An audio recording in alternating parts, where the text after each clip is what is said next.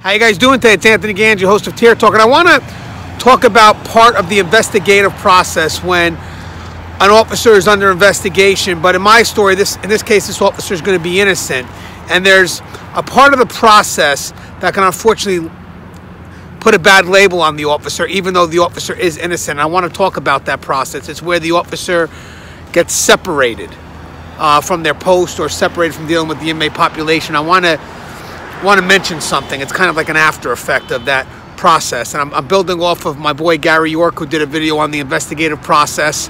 He has a page called Gary York Corruption Behind Bars, so I'm kind of feeding off his vlog, if you will. So stand by for commercial, and when we come back, I'm going to talk about this investigative process that separates the officer from dealing with inmates when they're under investigation, like let's say a PREA investigation. Stand by. I wanted to attend a university that had an intelligence program. I wanted to look at problems different. I wanted to increase my critical thinking abilities. AMU offered those avenues to expand. Obtaining your degree as an adult, you're actually paying yourself and investing in yourself. You can't put a dollar on it. It's priceless. It's something that can never be taken away from you. American Military University. Learn from the leader.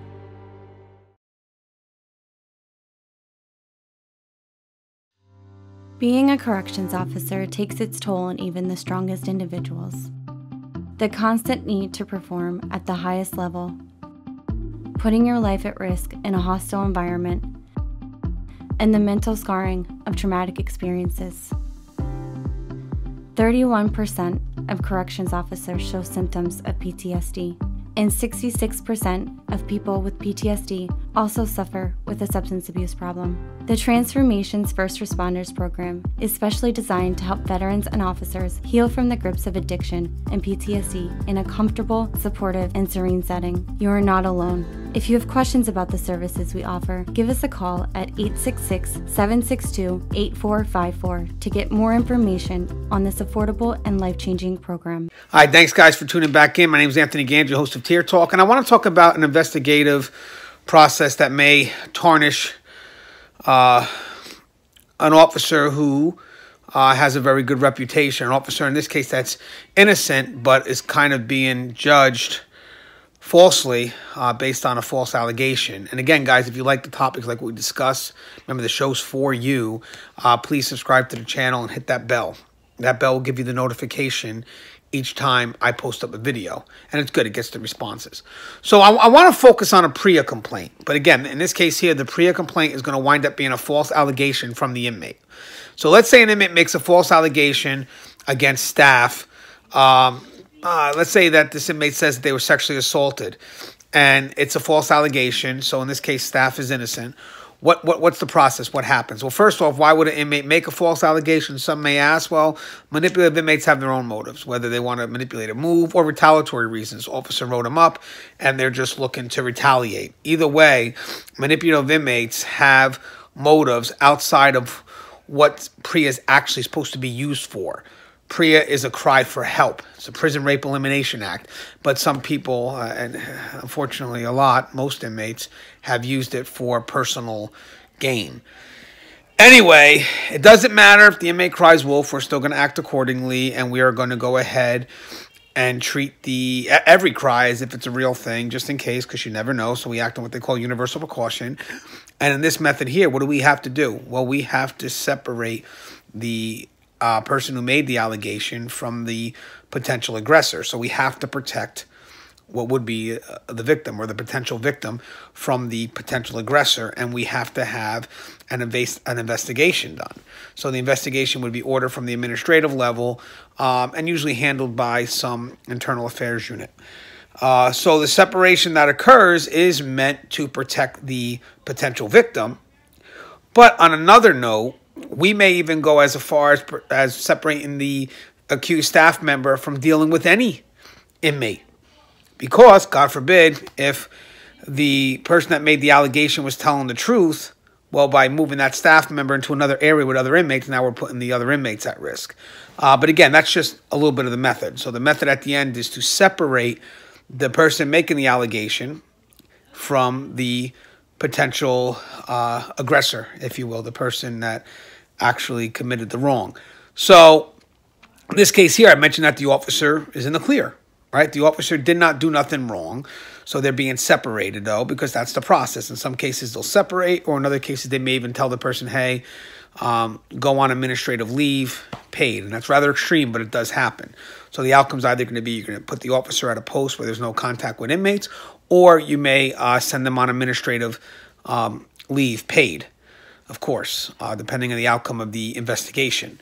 Now, unfortunately, some of these investigations could be lengthy, whether they're 30 days, 60 days, 90 days.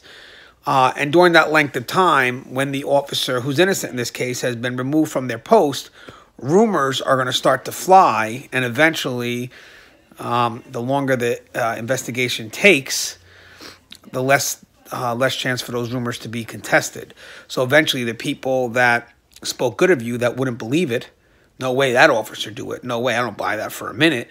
Well, the longer the investigation takes, unfortunately, their opinion may begin to sway, and then eventually, and it's sad to say, but the longer you're kind of out of those areas, people may start to believe something totally different than what actually occurred. And that's sad, but again, that's because you're not there, and you're not able to be there, but you're not there contesting it. You're not there challenging any belief against who you are, the integrity of who you are, the professional that who you are. So in this case here, what needs to be done is there has to be a way for the person that was investigated to be redeemed. So the automatic thing would be, well, the person that made the false allegation should get in trouble, and I agree with that 100%.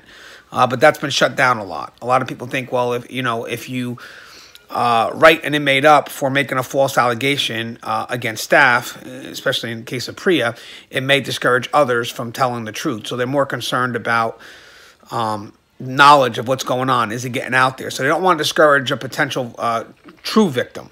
So unfortunately, in some cases, they don't always punish the inmate that makes the false allegation. But some states do. Some states have zero tolerance to that. You make a false allegation, you have a problem.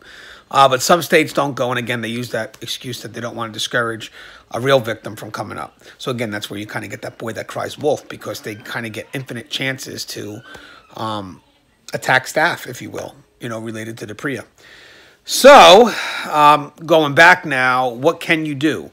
How do we make it known that this officer did not commit that act? How do we build faith back in that officer? Because as I said, the officer in this case is innocent, but he's been out of that compound for a while. So one thing is, if you're the investigator, obviously taking your time handling the investigation, but, when it's done, it's done. Don't dilly-dally with the paperwork. When you've exhausted every option, every lead, and you find out this person's innocent, make that a priority. Get that person back to where they need to be. The faster, the better. Again, still go through the proper procedure with the investigation, do what needs to be done, but the faster you can get that person back, the better, because they can still hold on to whatever reputation they have left and hopefully build from there. But there is another angle, actually. And the other angle is to get people familiar with the investigative process in general.